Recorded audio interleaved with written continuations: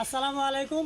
এই মুহূর্তে দাঁড়িয়ে আছি বাংলাদেশের উত্তরাঞ্চলের জেলা পঞ্চগড় ডিস্ট্রিক্টের যে তেঁতুলিয়া থানা রয়েছে সেই তেঁতুলিয়া থানার ডাকবাংলোর উপরে, যার কারণে তেঁতুলিয়াকে বলা হয় স্বপ্নের শহর।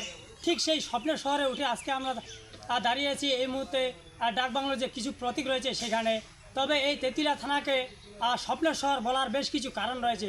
কারণ এই ডাকবাংলার উপরে দাঁড়ালে দেখা যায় এখানে হাজার বছরের যে মুক্তিযুদ্ধের একটা প্রতীক, সেগুলো থেকে শুরু করে এরকম চাষি থেকে শুরু করে বা অন্যান্য জন্তুরের যে খোদাই করা জিনিস সেগুলো নিদর্শন রয়েছে হাজারো এখানে। তবে প্রতি বছর সব সময় এখানে কতটুকু মানুষ কোথা থেকে আসে বা কতটুকু মানুষের সমারোহ হয় এই নিয়ে কথা বলবো এখানকার একজন ঘুরতে আসা পর্যটকের সাথে। চলুন কথা বলে দেখি। আসসালামু আলাইকুম। ওয়ালাইকুম আসসালাম। তো আপনি কোথা থেকে আসছেন?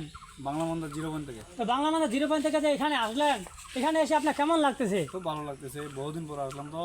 তো এখানে যে কী কী দেখা যায় এরকম নিদর্শন? এখানে স্বপ্নপুরীর মতো সব জিনিসই আছে।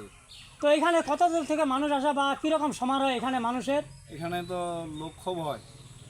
কোথা থেকে মানুষ আসে? এখানে পঞ্চগড়, দিনাজপুর, ঠাকুরগাঁ, রংপুর থেকেও আসে।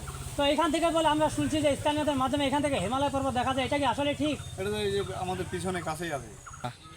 অর্থাৎ এই ডাকবাংলোর উপরে দাঁড়ালে এখান থেকে দেখা যায় ভারতের হিমালয় পর্বত এবং কাঞ্চনজঙ্ঘা থেকে শুরু করে হাজারো নিদর্শন, যার কারণে এখানে প্রতি সব সময় এখানে ঘুরতে আসা দূর দূরান্ত থেকে শুরু করে হাজারো পর্যটক।